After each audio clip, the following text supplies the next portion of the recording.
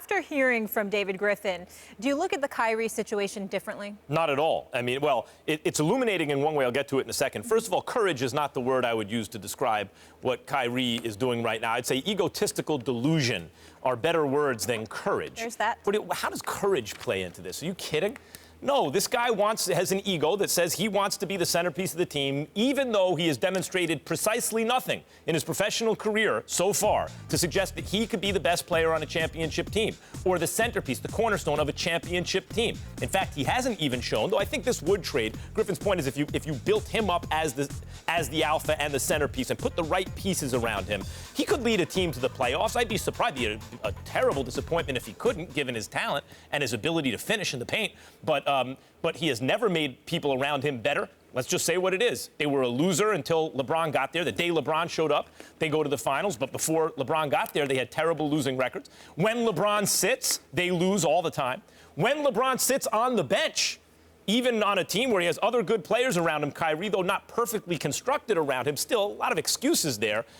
They are tremendous plus-minus. They go into the minus by huge margins. So Kyrie hasn't shown any of that, and yet he wants out. I will say this, Stephen A. It doesn't change the way I think of the situation one bit, but it does illuminate things that you've been saying on this program.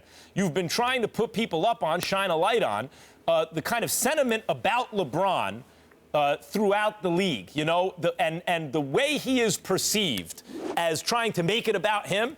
And here, what I take away from this is Griffin's is siding with Kyrie. That's what it tells me. He's siding with Kyrie. That's what it feels like to me in this LeBron-Kyrie dispute. And it feels to me along the lines of what you've been saying.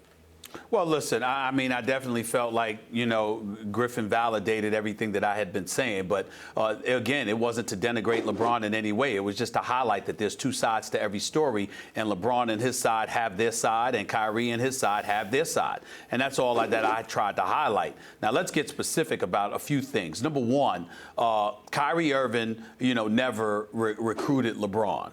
LeBron didn't even know who the coach or the GM was when he decided to go back to Cleveland, for crying out loud. So it's not like Kyrie ever recruited him, so he doesn't deserve any credit for that. Let's be clear about that. In the same breath, however, I'm not going to classify Kyrie as some loser. Kyrie comes into the NBA, Max. He went from 21 wins to 24 wins to 33 wins the last year before LeBron arrived. So you're a young guy on the come up, a 6'2" guard, the former #1 overall pick who played in just about 11 games or so for Duke University, and that was your only college experience, and you come into the pros. And the last 2 years that you've been in the NBA playoffs, you've averaged, it's not just the finals where you averaged 27 and 29 respectively over the last two. You averaged 25 points per game on better than 46% shooting in the entire playoffs over the last 2 years. The brother's clutch. Kyrie Irving is big time. There's no crime in the fact that he's not LeBron James, because nobody in the world is. He's the best in the world right now, even though we hear those footsteps of Kevin Durant, and some believe Kevin Durant has already arrived and may very well be better than LeBron James. And Kevin Durant, according to his tweets, clearly thinks he's right there, if not better than LeBron James, but that's a different subject for another day. In the end, what this comes down to is this. LeBron James, whether it's fair or unfair, is not perceived in the same light that he once was.